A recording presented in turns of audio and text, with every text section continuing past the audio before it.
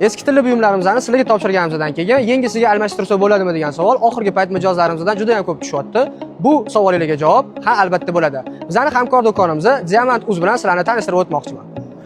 Diamant do'koni bilan biz anchadan beri hamkormiz. Bularning qulaylik tarafi, bularda yangi endi modaga kirayotgan tilla buyumlarni bozor narxiga nisbatan arzonroq narxda xarid qilsangiz bo'ladi va nasiyaga ham tilla buyumlarni xarid qilsangiz bo'ladi. Nasiya shartlarini hozir sizlarga tushuntirib berishadi. Nasiyaga tilla xarid qilish shartlari qanaqa? Nasiyaga tilla xarid qilish shartlari juda ham oddiy. Bittagina plastik karta va pasport evaziga xohlagan tillingizni nasiyaga olib ketsangiz bo'ladi. Nasiyaga tilla xarid qilish uchun rasmiy ish joyi bo'lishi shartmi? Agar kartangizda 4 oydan 6 oygacha pul aylanmasi bo'lgan bo'lsa, shart emas. Agar kartangizda 4 oydan 6 oygacha pul aylanmagan bo'lsa, rasmiy ish joyi kerak bo'ladi. Yetkazib berish xizmatlari to'g'risida ham ma'lumot berib o'tsangiz.